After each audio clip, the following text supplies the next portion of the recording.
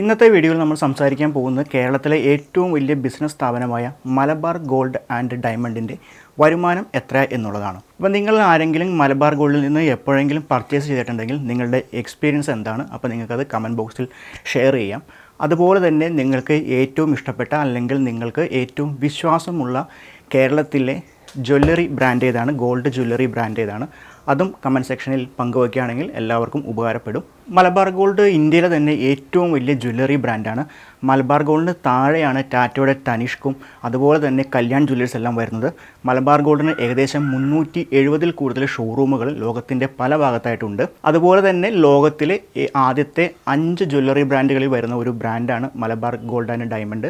മോഹൻലാലിനെ വെച്ചിട്ടുള്ള ടിവിയിലെ പരസ്യം കണ്ടിട്ടാണ് ഞാൻ ആദ്യമായിട്ട് മലബാർ ഗോൾഡിനെ പറ്റി കേൾക്കുന്നതും അതുപോലെ തന്നെ ഈ ഒരു ബ്രാൻഡിനെ ശ്രദ്ധിച്ചു തുടങ്ങുന്നതും. അപ്പോൾ നിങ്ങൾ എപ്പോഴാണ് മലബാർ ഗോൾഡിനെ പറ്റി ആദ്യമായിട്ട് കണ്ടേക്കുന്നത്, അല്ലെങ്കിൽ നിങ്ങളും ഇതേപോലെ പരസ്യം കണ്ടിട്ടാണോ മലബാർ ഗോൾഡിനെ പറ്റി ആദ്യമായിട്ട് കേട്ടതും? 1993-ൽ കാലിക്കറ്റ് ആസ്ഥാനമായാണ് Malabar gold and diamonds start ചെയ്യുന്നത്. MP അഹമ്മദാണ് മലബാർ ഗോൾഡ് ആൻഡ് ഡയമണ്ട്സിൻ്റെ founder. Malabar gold and diamond എന്ന് പറയുന്നത് അവരുടെ പേരന്റ് കമ്പനിയാണ്. ഈ പേരന്റ് കമ്പനിയുടെ കീഴിൽ ഒരുപാട് വേറെ കമ്പനീസ് ഉണ്ട്. ഏകദേശം 22 സബ്സിഡറി കമ്പനീസും അതുപോലെ തന്നെ 22 അസോസിയേറ്റ് കമ്പനീസും ഉണ്ട്. 10 ഡയറക്ടേഴ്സാണ് മലബാർ ഗോൾഡിനുള്ളത്. അതുപോലെ 38 ഷെയർ ഹോൾഡേഴ്സ് ഉണ്ട്.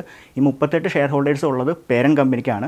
അവരുടെ സബ്സിഡറി കമ്പനിയിലും അതുപോലെ തന്നെ അസോസിയേറ്റ് കമ്പനീസിലും വേറെ ഇൻഡിവിജ്വൽ ഷെയർ ഹോൾഡേഴ്സ് ഉണ്ടാവും. അങ്ങനെ നോക്കുമ്പോൾ ടോട്ടൽ നോക്കുമ്പോൾ ഒരുപാട് ഷെയർ ഹോൾഡേഴ്സ് വരും. പല സ്ഥലത്തുള്ള പല ജ്വല്ലറികളും വേറെ സബ്സിഡറി കമ്പനിയോ അല്ലെങ്കിൽ അസോസിയേറ്റ് കമ്പനിയോ ഒക്കെ ആയിട്ടാണ് രജിസ്റ്റർ ചെയ്തേക്കണേ. നമുക്കിനി മലബാർ ഗോൾഡിൻ്റെ ഷെയർ ഹോൾഡേഴ്സ് ആരൊക്കെയാണെന്ന് നോക്കാം. അപ്പോൾ നമ്മൾ 38 ഷെയർ ഹോൾഡേഴ്സിൻ്റെ പേരുകളൊന്നും പറയണില്ല.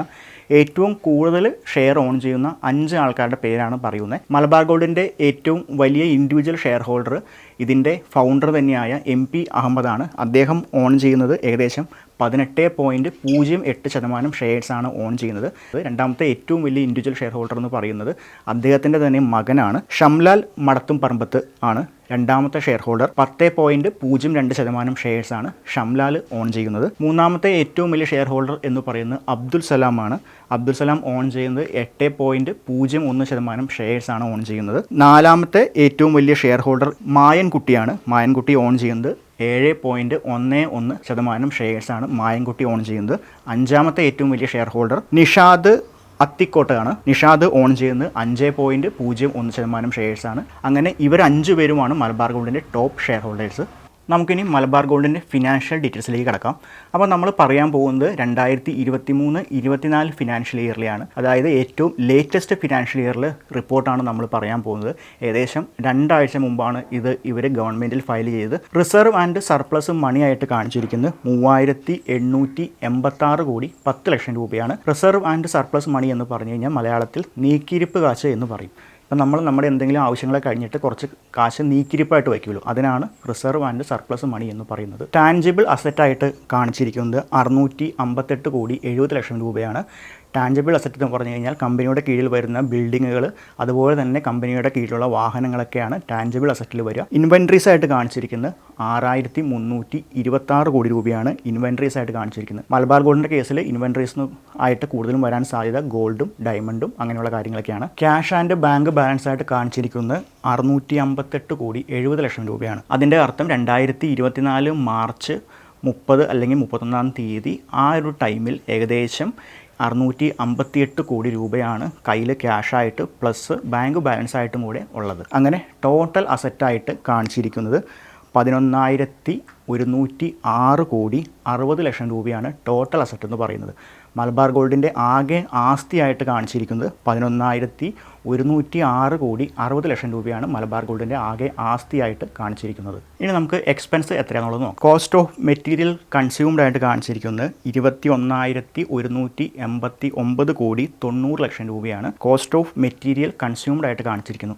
അപ്പോൾ ഇതിൻ്റെ അർത്ഥം എന്ന് വെച്ച് കഴിഞ്ഞാൽ മലബാർ ഗോൾഡിൻ്റെ കേസിൽ ഗോൾഡും ബാക്കിയുള്ള ഡയമണ്ട് അങ്ങനെയുള്ള ജ്വല്ലറീസൊക്കെ പണിയാനും അതിന് വേണ്ടി വന്നതൊക്കെ ചിലവിനെയാണ് ഈ ഒരു സെക്ഷനിൽ പെടുത്തുക. അടുത്തത് purchase of stock in trade ആയിട്ട് കാണിച്ചിരിക്കുന്നത്, അതിൻ്റെ ചിലവായിട്ട് കാണിച്ചിരിക്കുന്നത് 26,051 കോടി 30 ലക്ഷം രൂപയാണ് ഈ ഒരു സെക്ഷനിൽ പെടുത്തിയിരിക്കുന്നത്. ഇതിൻ്റെ purchase of stock in trade എന്നുകൊണ്ട് അർത്ഥമാക്കുന്നത് സ്വർണവും പ്ലാറ്റിനവും അങ്ങനെയുള്ള കാര്യങ്ങളൊക്കെ മേടിക്കാനായിട്ട് വരുന്ന ചിലവിനെയാണ് ഈ ഒരു സെക്ഷനിൽ പെടുത്താം. എംപ്ലോയി ബെനിഫിറ്റ് എക്സ്പെൻസ് ആയിട്ട് കാണിച്ചിരിക്കുന്നത് 447 കോടി 60 ലക്ഷം രൂപയാണ്. എംപ്ലോയി ബെനിഫിറ്റ് എക്സ്പെൻസ് എന്ന് പറഞ്ഞു കഴിഞ്ഞാൽ എംപ്ലോയീസിന് കൊടുക്കുന്ന സാലറിയാണ്. പവർ ആൻഡ് ഫ്യൂവൽ എക്സ്പെൻസ് ആയിട്ട് കാണിച്ചേക്കുന്നത് 29 കോടി 30 ലക്ഷം രൂപയാണ്. അതായത് വണ്ടിക്ക് പെട്രോൾ അടിക്കാനും കറണ്ട് കാശുമായിട്ട് മാത്രം കൊടുത്തത് 30 കോടിക്ക് അടുത്താണ്.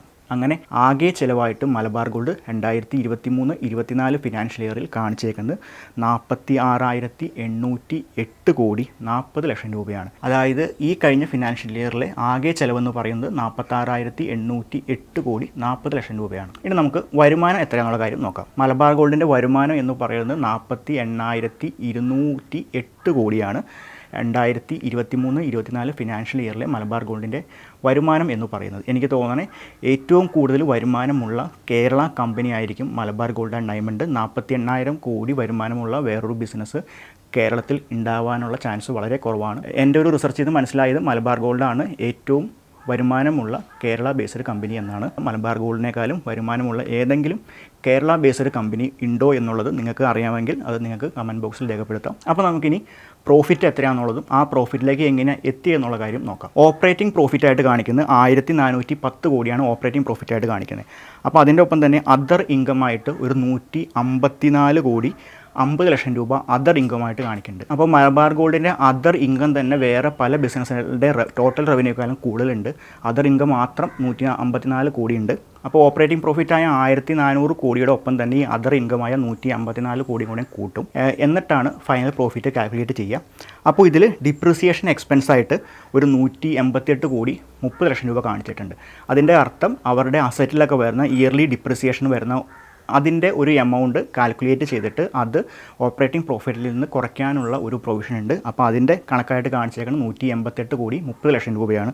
അതുപോലെ തന്നെ ഫിനാൻസ് കോസ്റ്റായിട്ട് 340 കോടി 40 ലക്ഷം രൂപ ഫിനാൻസ് കോസ്റ്റായിട്ട് കാണിച്ചിട്ടുണ്ട്. ഫിനാൻസ് കോസ്റ്റിൽ വരിക എന്ന് വെച്ച് കഴിഞ്ഞാൽ കമ്പനിക്ക് ഉണ്ടാകുന്ന ലോണ് അങ്ങനെയുള്ള കാര്യങ്ങളിലേക്കൊക്കെ തിരിച്ചടവ്, അതിൻ്റെ ഇൻട്രസ്റ്റ് റേറ്റ്, അതൊക്കെയാണ് ഫിനാൻസ് കോസ്റ്റിൽ വരിക. ഇത് ഓപ്പറേറ്റിംഗ് പ്രോഫിറ്റിൽ നിന്ന് കുറയ്ക്കാനുള്ള ഒരു പ്രൊവിഷൻ ഇൻകം ടാക്സിൽ ഉണ്ട്. അപ്പോൾ ഈ വന്ന എക്സ്പെൻസൊക്കെ കുറച്ചിട്ട് പ്രോഫിറ്റ് ബിഫോർ ടാക്സ് ആയിട്ട് കാണിച്ചേക്കുന്നത് 1035 കോടി 80 ലക്ഷം രൂപയാണ് പ്രോഫിറ്റ് ബിഫോർ ടാക്സ് ആയിട്ട് കാണിച്ചേക്കുന്നത്. അങ്ങനെ 1000 കോടി പ്രോഫിറ്റ് കാണിച്ചിട്ട് അതിൻ്റെ ടാക്സ് അടച്ചേക്കുന്നത് 318 കോടിയാണ് ഇൻകം ടാക്സ് ആയിട്ട് അടച്ചേക്കണം. മലബാർ ഗോൾഡിൻ്റെ പേരൻറ്റ് കമ്പനിയുടെ പ്രോഫിറ്റ് ഏകദേശം 1000 കോടിയാണ്. അതിൽ നിന്ന് 318 കോടി ടാക്സ് അടച്ചു.